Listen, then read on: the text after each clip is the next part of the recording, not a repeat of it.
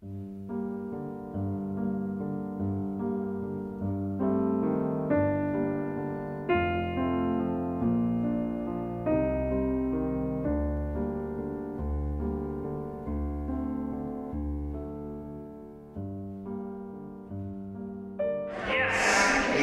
right, take a seat, folks. Let's get going here. Well, welcome everyone to Watershed 101. My name is Bruce Jacobs, and I'm on Chesterfield Conservation Commission. And this is the first in a series of presentations, hikes, and events built around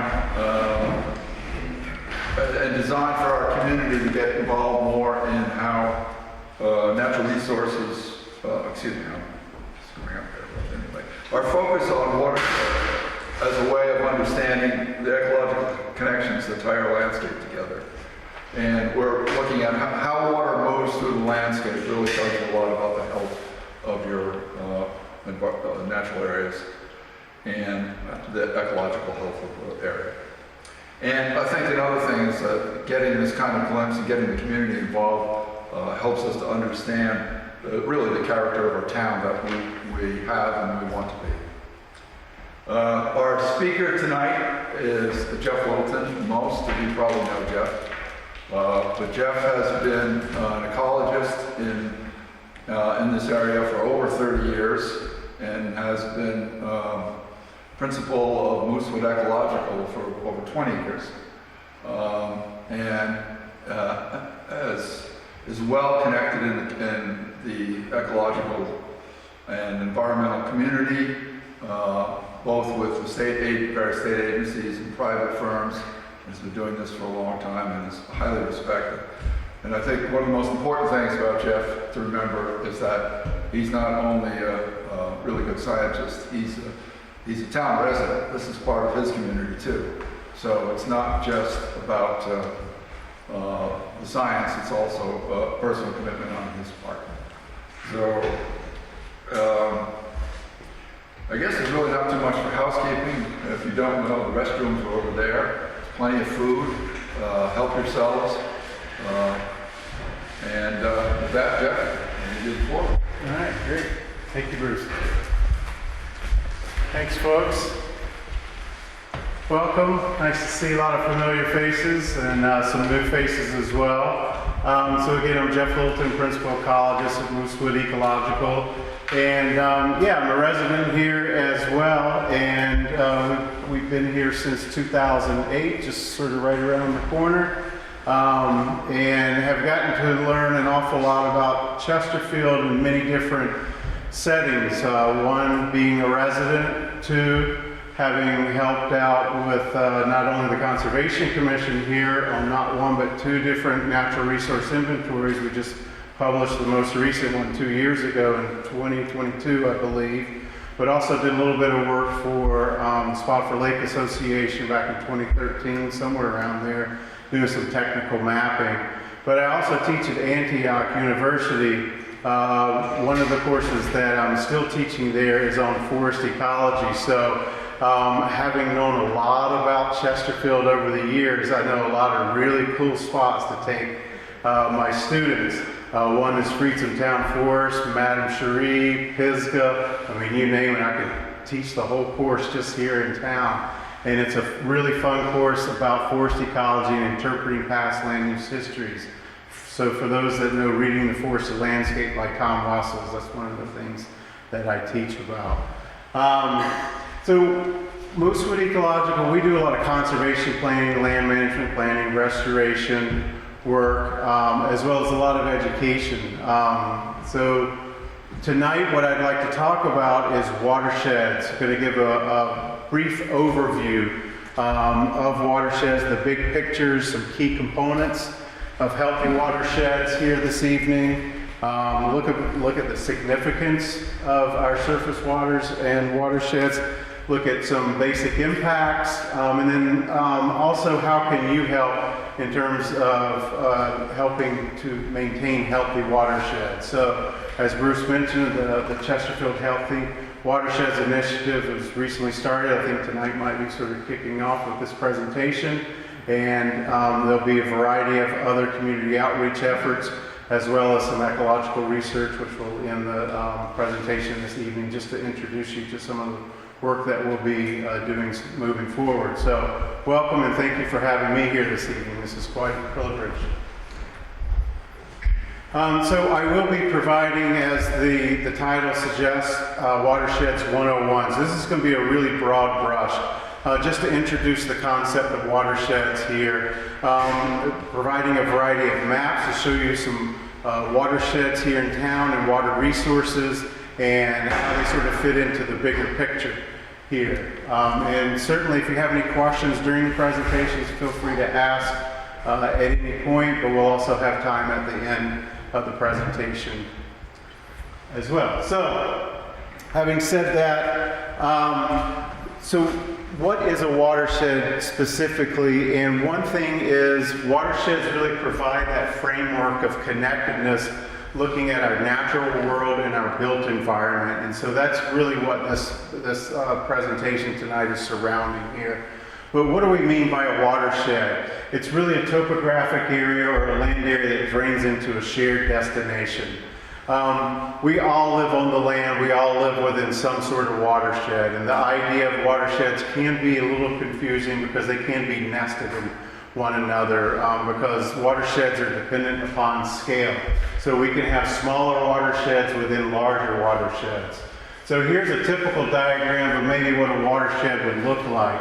Coming down from the mountain areas as the stream runs through here, this would be the body of water in which everything within this particular boundary, from the high points on either side of this watershed, everything flows down into this particular point here. So it's that common destination, whether it's a pond, a lake such as Spofford Lake or the Connecticut River, or maybe Hubbard Brook, or even one of the small tributaries that runs into one of our streams here. Each one of these areas forms its own watershed. If in your backyard, in your woods, maybe you have a vernal pool, that little vernal pool has its own watershed. Maybe really hard to figure out where that line is, but basically you're following the height of land, and every little bit of drop of water that hits that particular area, well, maybe not quite every bit, a little bit evaporates, and then all of a sudden the plants are taking some of it up, but it eventually winds up down into that one focal point,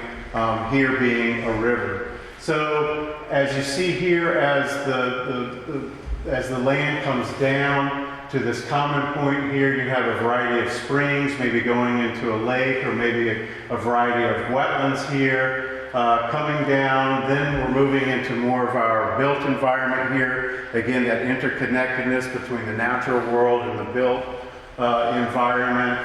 Maybe some floodplains, a variety of different habitats, agricultural fields, our businesses, our industries, our homes, our schools, our institutions are all within this particular area in here. And so we can start to take a look at our watersheds and understand how much of that particular watershed has been built. And I'll show some examples here in a moment. But this is a really great line that I found in doing some research when I started doing this presentation by a fourth grader here.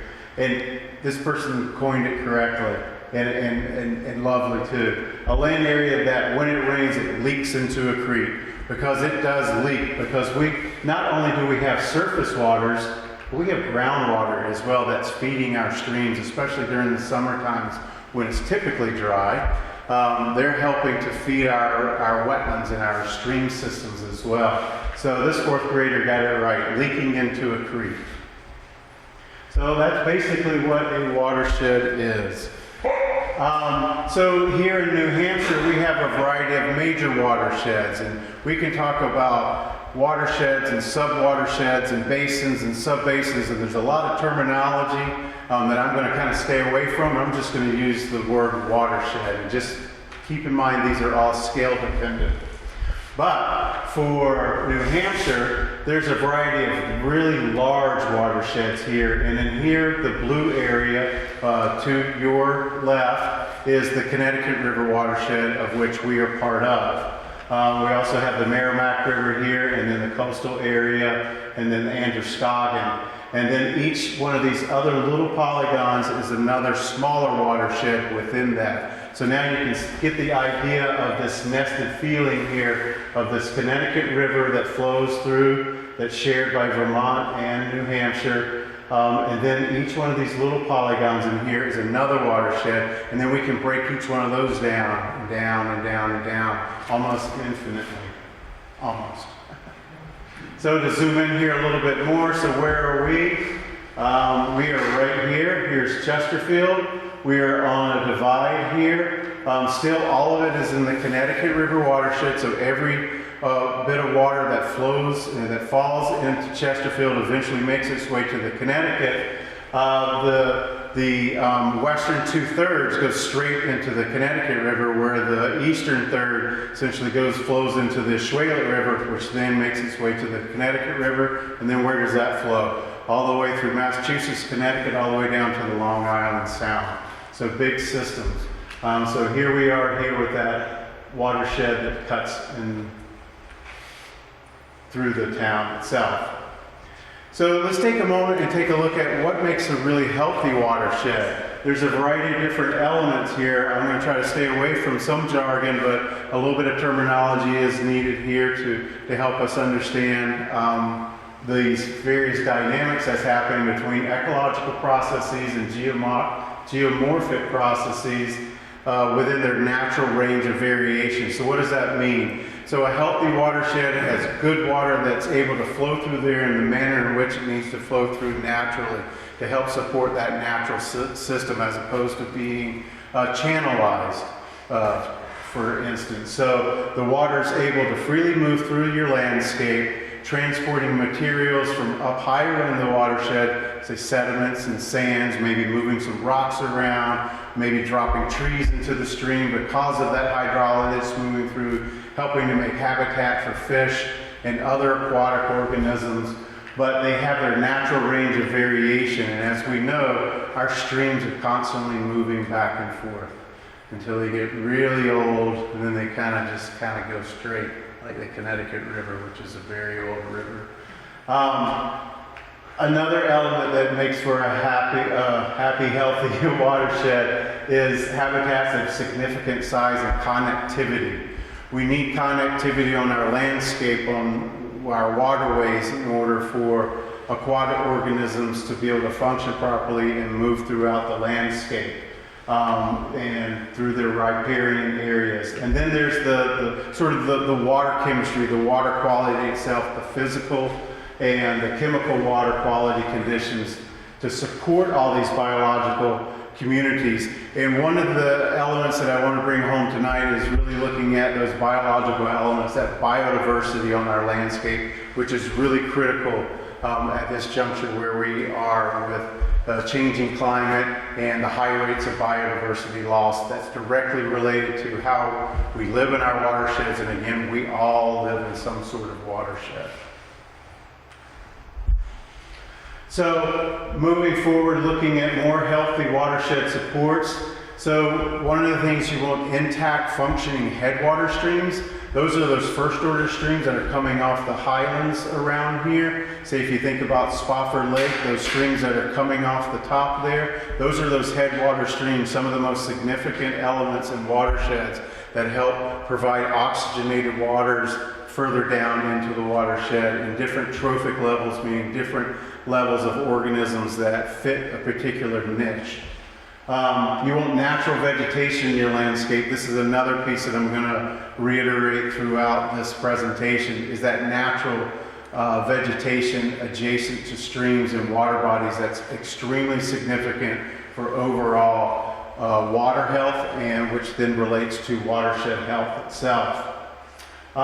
You also want it to be supporting that hydrology, which we spoke about. sediment transportation, and disturbance regimes that we expect to find. So things such as flooding along the Connecticut River or ice scouring along the Connecticut River that's changed a bit since we've been damming these areas up. It changes up that natural disturbance regime, thereby affecting the natural habitats that it did support and is still sort of supporting but not fully.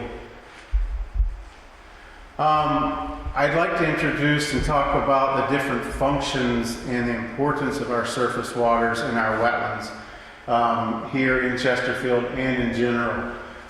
This is a major part of those healthy functioning watersheds, is providing the opportunity for our wetlands and surface waters again to do what they need to do, to function properly in an ecological manner that provides us with values as well as those for wildlife and plant communities. Some of the different elements that we have here is ecological integrity, looking at the health of these wetland ecosystems in our community. How well is that natural vegetation supporting that whole system, meaning that riparian and other adjacent areas to the waterways, to the wetlands, are supporting overall health within a system. These provide an amazing array of habitat for wetland-dependent and aquatic wildlife. Much more different than our upland counterparts, which the uplands really protect the wetlands, and so they support one another in terms of biodiversity, because within our wetlands and our aquatic systems, we're going to have a whole suite of different, say, biological communities in there. What do I mean? There's different types of wildlife that are going to inhabit a marsh and a swamp than what's going to inhabit your upland forest, right? Different bird communities are going to be adapted to certain marsh systems. Our waterfowl and then a variety of other migratory birds are going to be associated with this. They function very well for our aquatic wildlife habitat, such as turtles and frogs and fish. And some of this is very intuitive, but maybe these things aren't something that's on our mind every day as we're driving back and forth to work along Route 9 and we're zooming past these wetlands and streams. But these are some of the functions that are happening day and night that we may not even think about. Another important piece is flood storage. How important is that these days? With the amount of rains that we're getting, the intense rains that we're getting, we're seeing an increased amount of flooding and erosion in our communities, and that's across the board here in New Hampshire. And I have some stats to read here in a moment about rain and expectations of rain coming into the future, how it's been rising. The amount of rain that we're getting annually has been increasing quite a bit. So flood storage is really important here, and we know that there's a variety of wetlands in Chesterfield that serve really well at flood storage. A lot of these different functions here, we did actually do some sampling many years ago as part of the first natural resource inventory, so I want to bring that up. We did do some wetlands evaluations, and these are some of the elements that we were looking at. And so we have a good idea of some of the wetlands here in town that function really well at supporting that flood control, flood storage. Now, we're having a lot of issues with flooding in general because of also of our infrastructure, our roadways, and our culverts that are leading underneath these roadways they're undersized today and aren't able to actually handle the amount of water that's coming through. So now we're seeing infrastructure changes, meaning it's costing us money to be able to maintain our infrastructure more so today. Erosion and sedimentation into our aquatic systems, which causes decline and degradation in habitat. Groundwater recharge, that's one thing that a lot of people may not be quite aware of, is how important our wetlands are at actually recharging our groundwater aquifers. Not all of them function in that same manner. There's some that have higher functionality for replenishing our aquifer systems, but a major importance there. Rare species and natural communities, there's a variety of different rare species and natural communities here in Chesterfield that are supported by wetlands and other aquatic systems. These healthy systems are needed in order to maintain these rare species on our landscape. A lot of people know that wetlands are really great at maintaining water quality.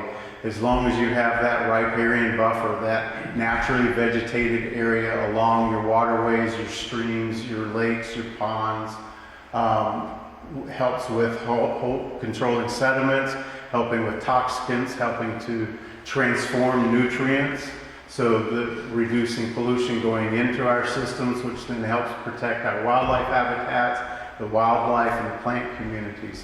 Again, that interconnectedness that's happening, all of these particular elements are all interconnected in many different ways.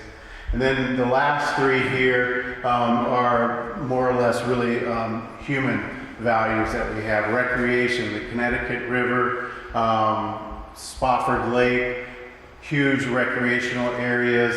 A lot of wetlands are great for those that enjoy birding, especially in the springtime, getting the kayaks out when you have high waters to get through some particular areas, to do some wildlife watching, maybe some botanizing for those that like plants an awful lot. Education is a big piece. There's a lot of wetlands tend to have some good parking, great places to take school groups. Well, I take my classes to a variety of different wetlands to teach them about wetlands ecology. Again, diversity in these systems are really important. And then scenic quality. You know, as you're noticing right now, it's mid-August, but those red maples are telling you what's coming up pretty soon, right? Along the edge, they're already starting to turn red on us. So our wetlands and our surface waters provide a whole host of ecological function and human values that are really important in maintaining watershed health. And I'm talking a lot about these aquatic systems. I don't want to negate the importance of those uplands in our area as well, because they are just as significant at protecting these aquatic systems.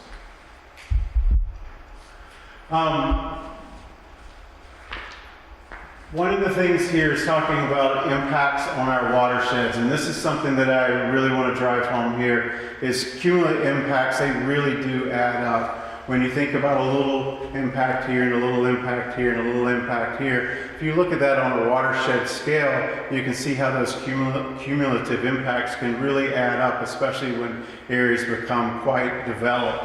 Particularly when you have a lot of impervious surfaces, meaning those surfaces that don't soak up the water, that the water hits it and runs straight off, creating stormwater problems, erosion problems, leading right into our aquatic systems, especially for those areas that aren't well vegetated.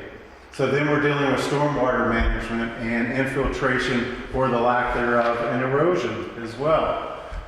Again, the increased risk of flooding, which we've already covered. Pollution in surface and groundwaters, habitat loss and fragmentation within our watersheds really adds up over time.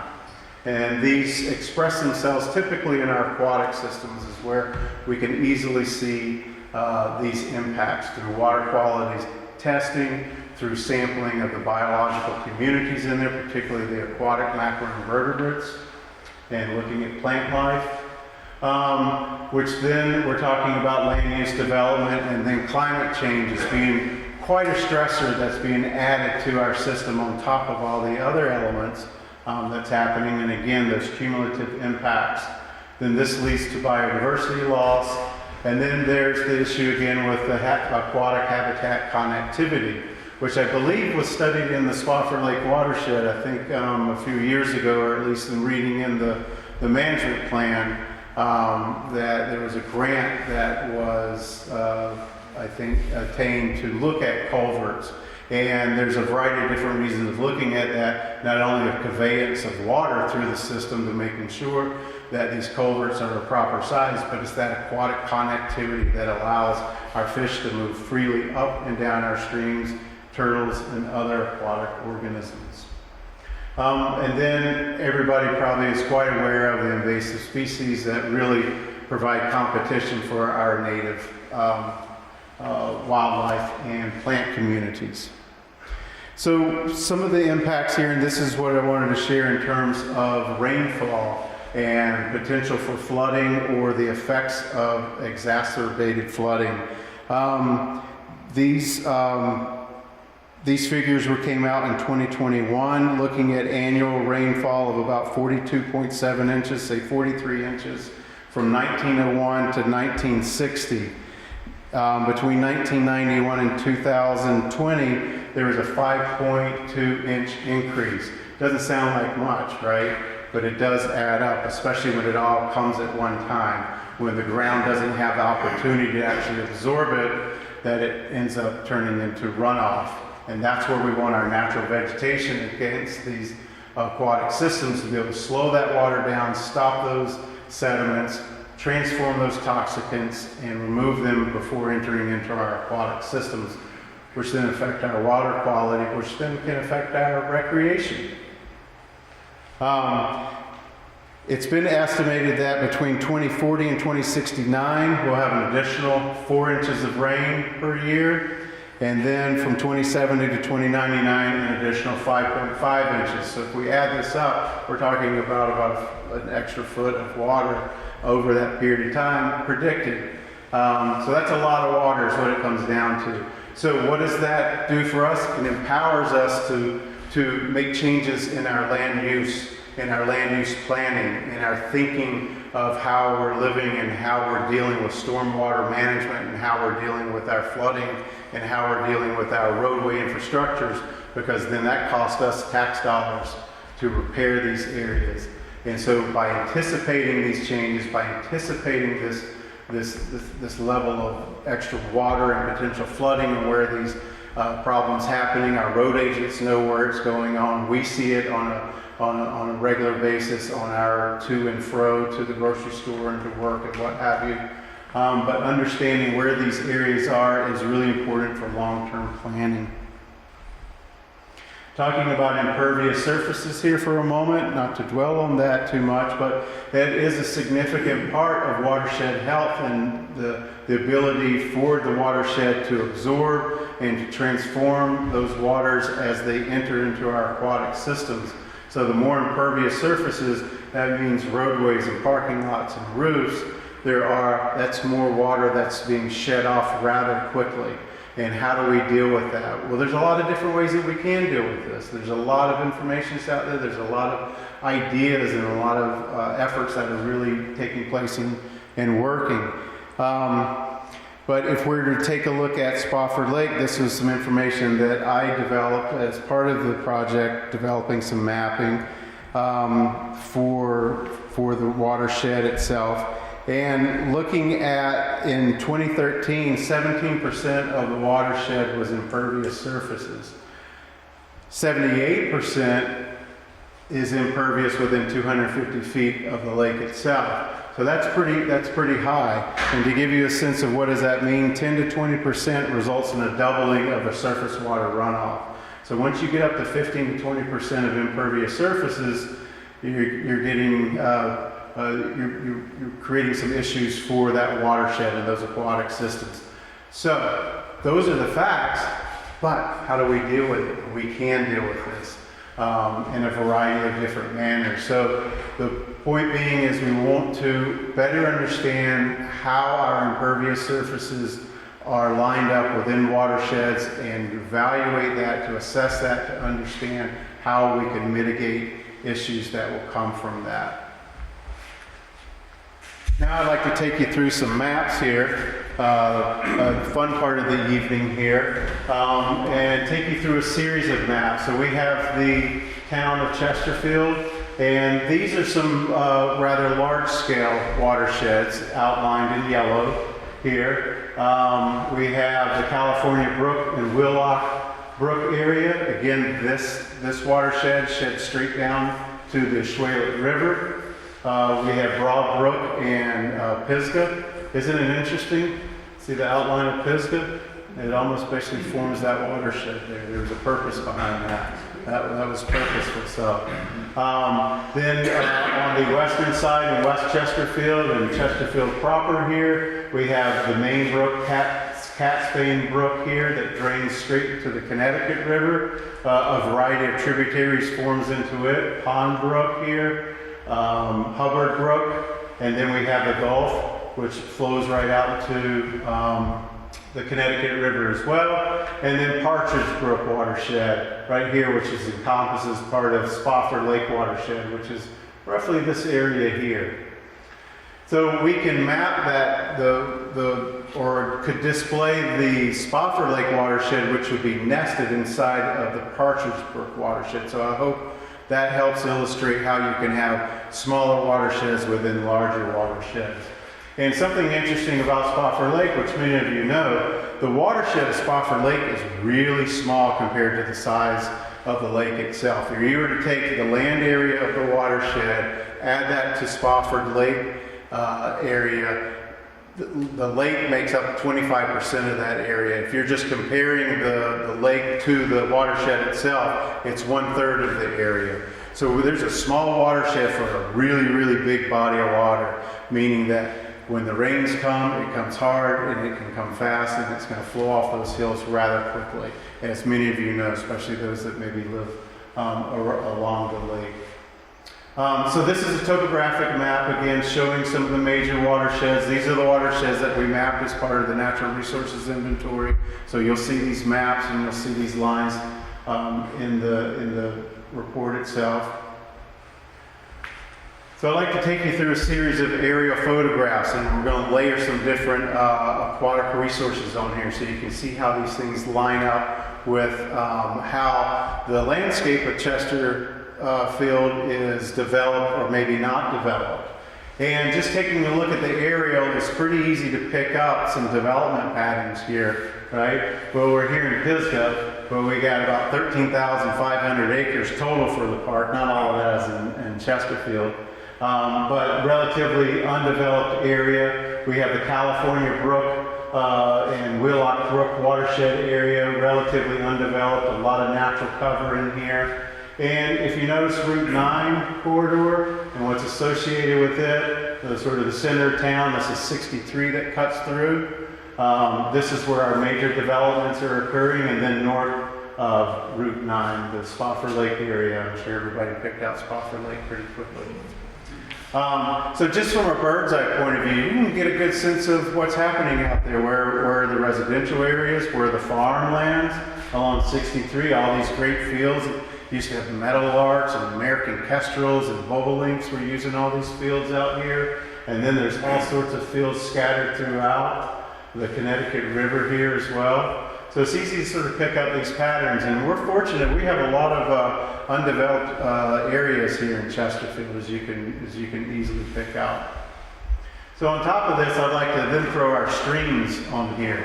So now you can see, if this was a 3D model, it would stick out an awful lot more for you. But what you can see now are all the different streams and how they traverse through our landscape within each of these watersheds. Okay. So now we have the Catspain Brook running through here. Hubbard Brook is a tributary to the Catspain. We have Pond and Town Brooks, which are tributaries to the Catspain. Again, we have the Gulf here. Partridge Brook, where Spofford Lake, the outflow flows into Partridge Brook, which then flows into Westmoreland, which then flows into the Connecticut River. Broad Brook, Pisgah, Wheelock Brook, and California Brook natural area. So now you can see where most of these are perennial streams, meaning they basically flow year-round as opposed to the intermittent streams that really dry out during the summertime. So for example, let's stick on this idea. Yes? What are the blue lines in the lake? What is that? That's just the stream layer on top of the aerial photograph. I couldn't hide them. So this is basically a stream that's coming into the lake, and that's just part of the data set. I know it looks a little weird. That's a good question. Thanks for that.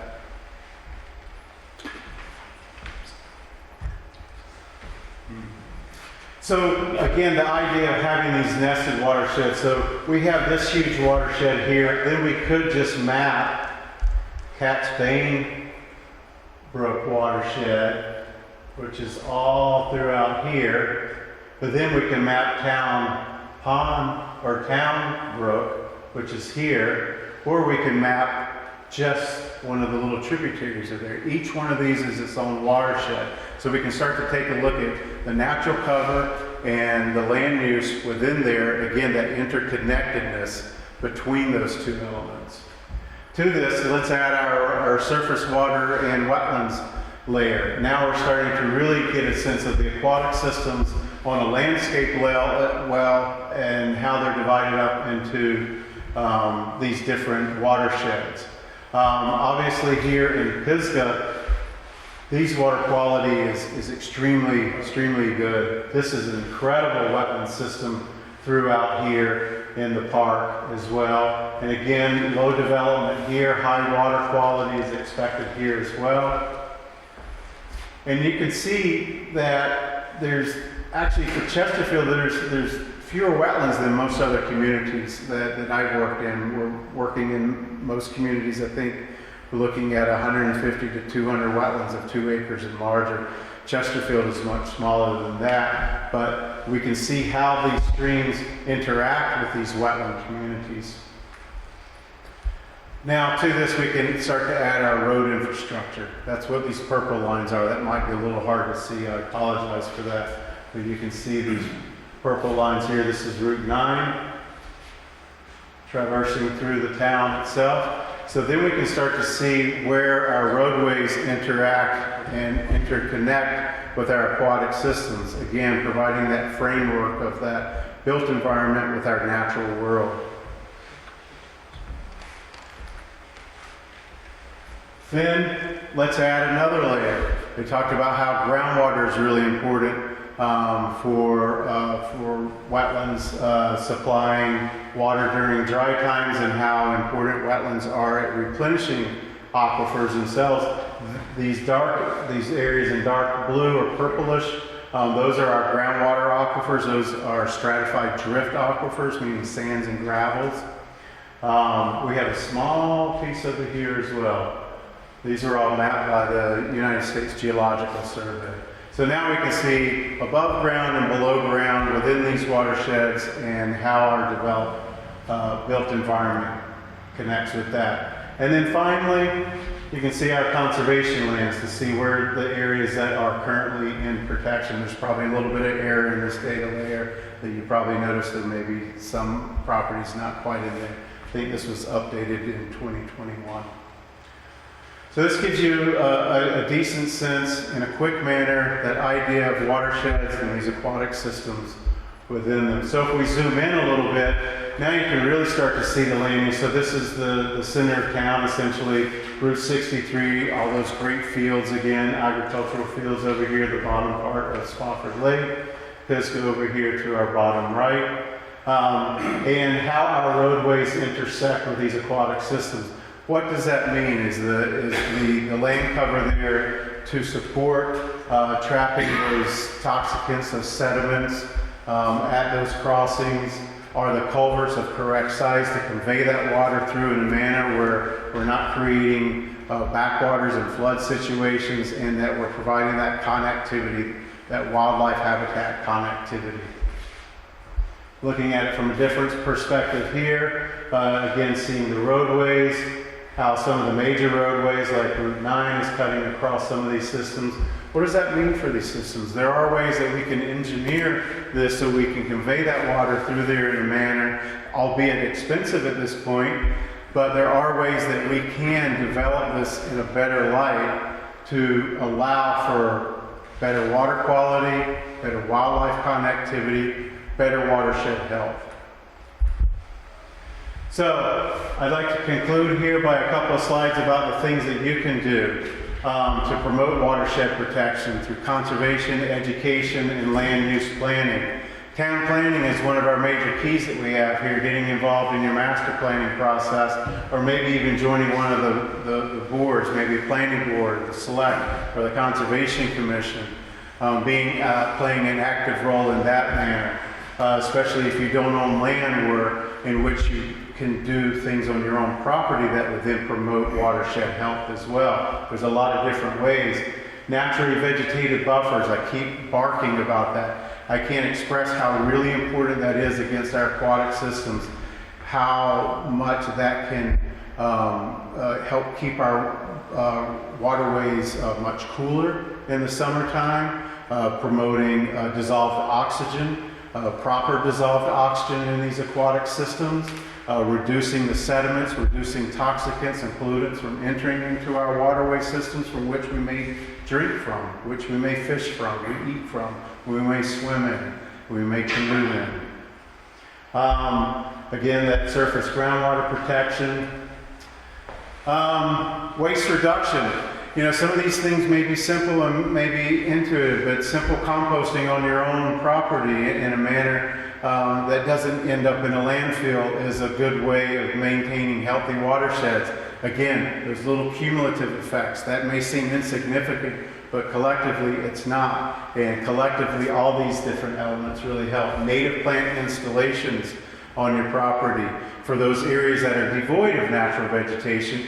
If you own property, you can be a part of the solution by adding plants back to that system to help slow that water down, which means also reducing potential flooding downstream later. Reducing and eliminating fertilizers and pesticides on your property. When in your lawn, as you're utilizing this and we're getting heavy rains and we get sheet flow, and if you're next to an area where that natural vegetation is devoid, it's going to just push that into aquatic system, and that's going to do some have some negative effects. Stormwater management, I keep talking about that an awful lot too. I say that a lot these days because I see a lot of issues, and I deal with landowners that have lots of issues with erosion on their own properties, and they're just starting to see this within the past 5 years of how it's been getting worse and worse and worse. So there's ways that you can manage your own stormwater on your own property. It doesn't have to be some big engineered solution. You could soak up the rain on DES's website, the New Hampshire Department of Environmental Services. There's a lot of different ways that you can help with stormwater management on your own property. Invasive species management, I go back and forth on that one. We have a lot of invasive species on our landscape. Some of them are really hard to control at this point, but some areas are really worth the time and effort, especially when you're dealing with rare plants and rare natural communities that would benefit greatly from that. Volunteer. If you don't own property, you can volunteer on town boards. You can help with restoration projects, maybe on town lands that looks at wetland restoration or upland forest restoration as well, or volunteering for roadside cleanups. If you've ever done a river cleanup, it's incredible the amount of stuff that finds its way into our waterways. Coming up in mid-September, check out the Chester County Conservation District site. We always host a river cleanup. It's in the Ashwaylet River. There's no reason why we can't organize one here in Chesterfield as well. I have a feeling that the Ashwaylet River is going to be a little bit different than Cat's Pane Brook and a variety of our waterways in here, so we're very lucky in that manner. And maybe getting involved in doing some biodiversity assessments as part of the 2022 NRI. We did a bio-blitz here in town, so it's getting a lot of volunteers together to go out to learn about biodiversity on the landscape. And again, that's one of my key pieces here is conserving biodiversity, which means helping to maintain ecological services, which all relates back to a watershed of some size in some place. And protection of our biodiversity, again, is one of our biggest threats that we're facing today with the loss of a variety of different species on our landscape. Common ones are becoming rare. In order to have healthy, functioning watersheds, we need to have diverse wildlife, plant communities, fungal communities, everything that's out there.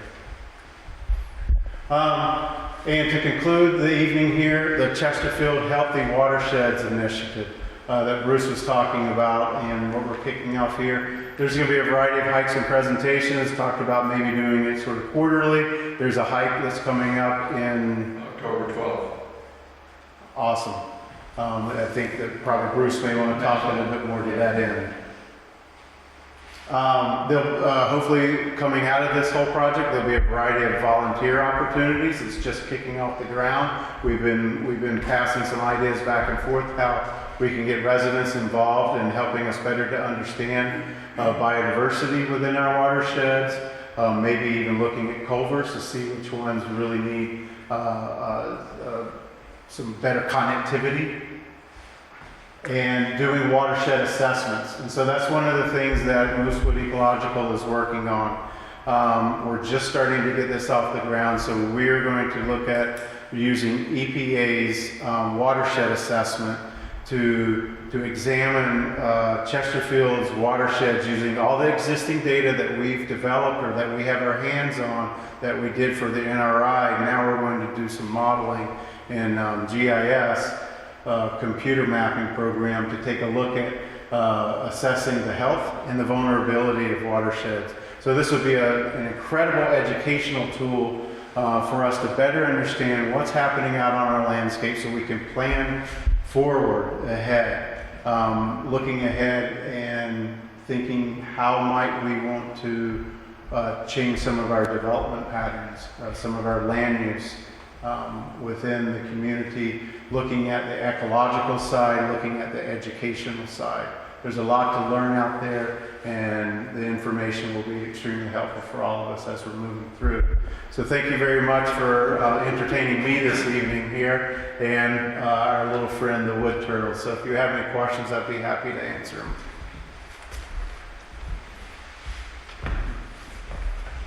Yes, Laura. So I have a question about aquifers. So it didn't seem like there was that many aquifers, right? I don't know if that's less than normal under Chesterfield on that, but clearly Yes. there's groundwater everywhere because we all have wells. Yes.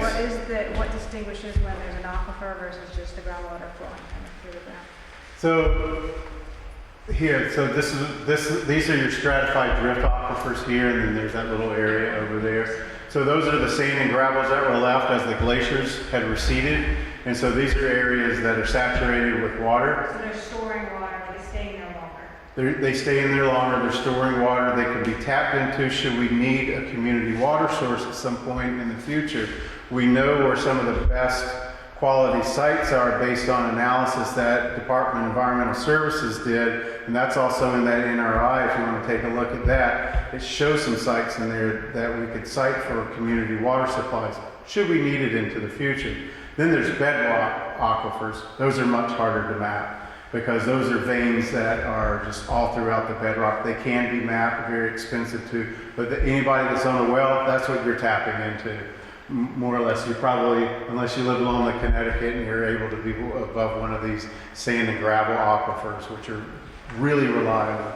Otherwise, you're drilling till you hit a vein, till you get the amount of water that you want. Is the piece of land that's on, the other side, is that around the gorge? Is that ready for the gorge?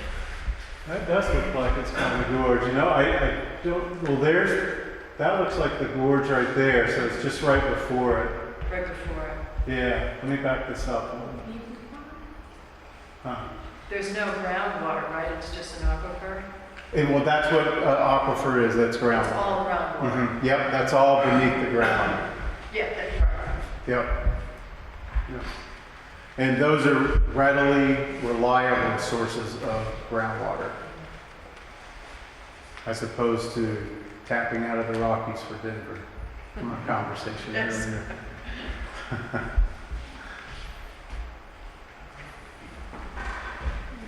Any other questions?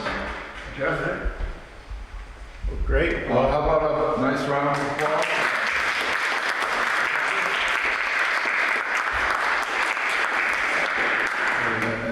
Jeff, will you be around for a few minutes? Yeah, If you want to come up? absolutely. Yep. Three things just to mention before you head out. Number one is, well, first of all, a shout out to the Spofford Lake Association and the Town Watershed Committee, because they're very supportive of this project we've entered into. I wanted to recognize them for that support. Thank you. Couple of dates. October 12th, we're going to have our first of our field walks, and we're going to go out to Pisgah Park, and we're going to go look at the beavers and how they influence create wetlands, and we're going to look and hear a little bit about how, what you do when there's human interaction and how you deal with that too. That's going to be Matt Tarr, many of you may know from the Cooperative Extension, is going to be leading that. And Kim Nilsson will also be taking part on that, and some of you know Kim too. He's a long-time Pisgah Park guy. The other date, and there's going to be more about that. The details will be on our website. They'll be posted throughout the town in the various ways that we can do that. Tomorrow night, Chesterfield Historical Society is having an event right here, 7 o'clock, same place, same time. They're doing a program on, Amelia Earhart is the program, and it's a woman who acts the part and will take you through some of her adventures, and it should be a great show. The last time she visited King was 1931. So again, Jeff, thank you, and thank you all for coming. Good night.